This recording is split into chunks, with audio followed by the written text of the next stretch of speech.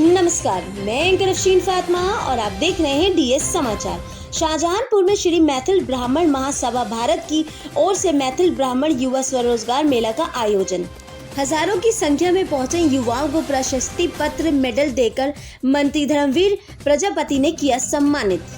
Shahjahanpur Atal Bihari Vajpayee auditorium Shahjahanpur में श्री मैथिल ब्राह्मण महासभा भारत की ओर से मैथिल ब्राह्मण युवा स्वरोजगार मेला का आयोजन किया गया, जिसमें उत्तर प्रदेश सरकार में राज्य मंत्री स्वतंत्र भारत एवं नागरिक सुरक्षा धर्मवीर प्रजापति उत्तर प्रदेश सरकार पहुंचे, जहां उन्होंने सर्वप्रथम दीप प्रज्वलित किया। धर्मवीर प्रजापति मंत्री उत्तर प्रदेश सरकार। शाहजहानपुर से योगेंद्र सिंह यादव की रिपोर्ट। हमारे चैनल को लाइक और सब्सक्राइब जरूर कीजिए।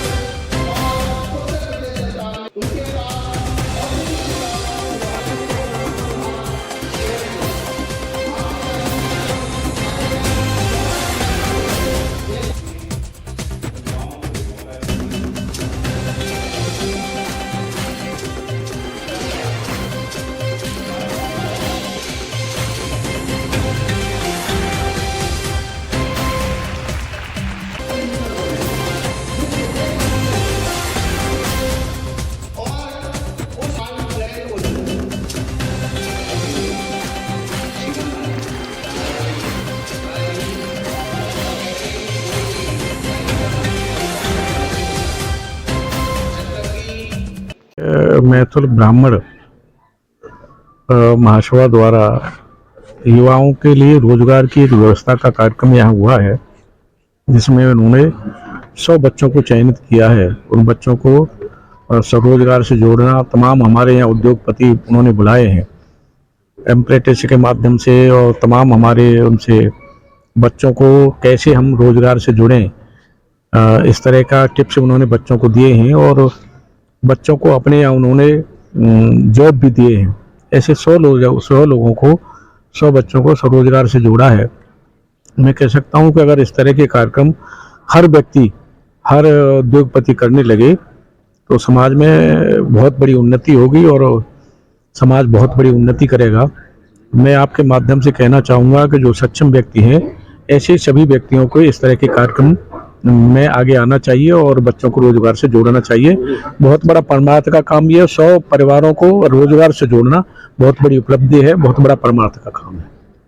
निश्चित रूप से सरकार की तमाम योजनाएं हैं ऐसी जो बच्चों को प्रशिक्षण भी करती है और लोन भी देती है, और उद्योग से जोड़ने के, स्वरोजगार से जोड़ने के लिए कार्यक्रम हमारी सरकार केंद्र की हो चाहे प्रदेश सरकार हो, दोनों ही हमारी कार्यक्रम करती हैं, चाहे कौशल विकास के माध्यम से हो, चाहे खादी ग्रामोद्योग के माध्यम से हो, चाहे हमारा उद्योग जिला उद्योग केंद्र से हो।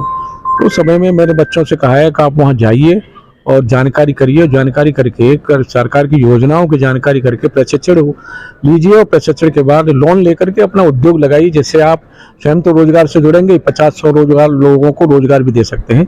मैंने बच्चों से आग्रह किया है कि इसमें आप कदम आगे बढ़ाइए।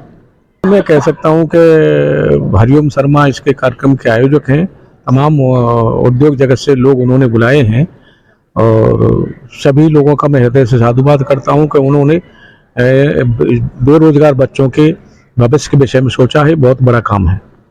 कह सकता हूं कि बहुत लंबे अरसे बाद दिल्ली की जनता ने हमें आशीर्वाद दिया है।